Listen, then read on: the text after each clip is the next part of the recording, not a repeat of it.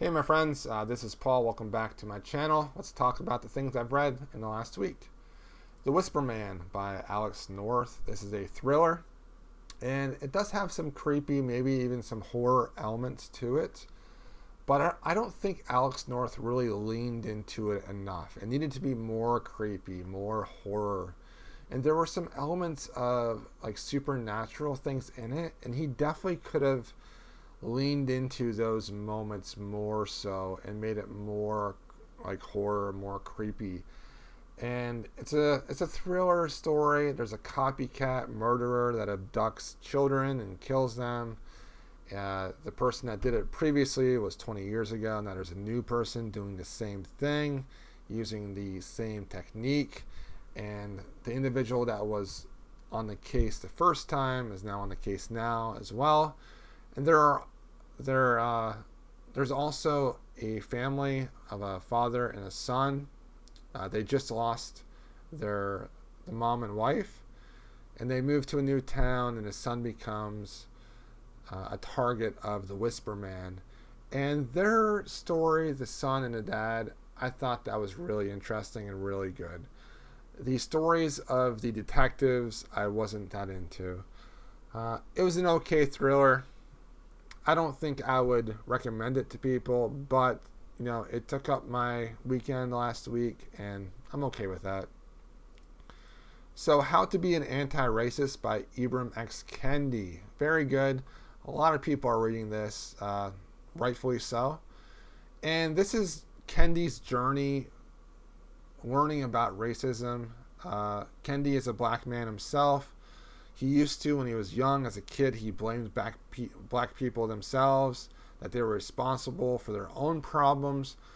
But as he got older and he ended up going into like African American studies in university, he realizes that it's all about racist policy, and that the racist policy is giving the power to one group and taking away the power from another, and that it's intertwined very closely with capitalism. And Kenny talks about how black people themselves can actually be racist towards other black people. Those that might like act differently, or they might look differently, lighter skin tone versus blacker skin tone. And I thought this was very interesting because none of the racism books really talked about the inherent racism within the black community themselves. And this really did, and it was fantastic. His main point here is that we need to stop racism by being anti-racist, and to be anti-racist requires us to have policies that are very specifically anti-racist, and that there is no such thing as black behavior. There is only individual behavior, and everyone needs to stop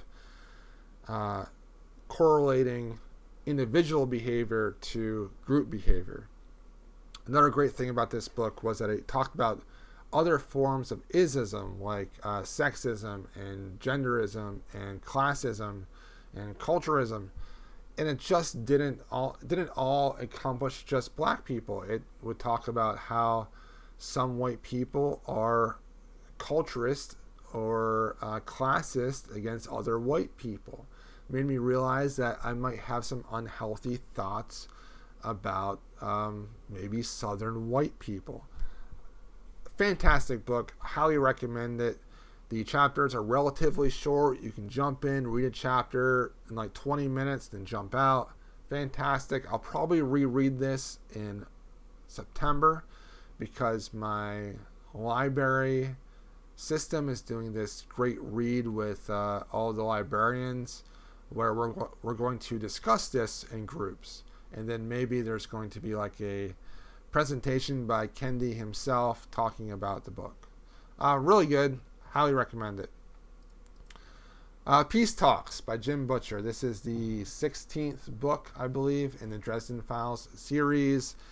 And, I love these books. They are very much Mary Sue books where you imagine yourself as a wizard, as Harry Dresden, and you're surrounded by all these beautiful women, and you have all this power, and it's just like escapist fantasy. It's not to be taken too seriously, And they are definitely like dude bro books.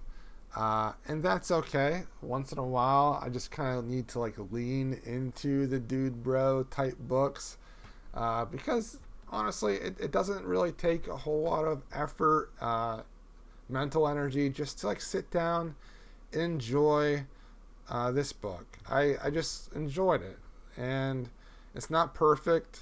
Jim Butcher isn't perfect, but the books are very enjoyable and they're fun, and I like them a lot.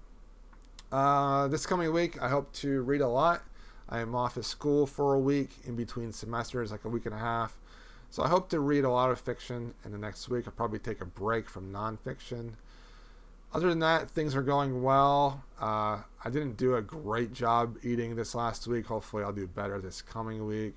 I just need to have more control, more portion control. And things are going well. Things have really picked up at the library, and overall, I'm in a much better space right now than I was like 3 or 4 months ago during the quarantine. So I'm happy with where life is going at the moment. I feel mentally healthy and I'm enjoying the books I'm reading.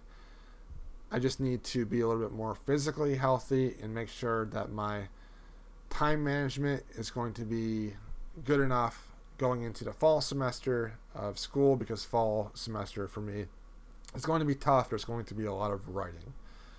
So that's what's up with me. Let me know what's going on with you.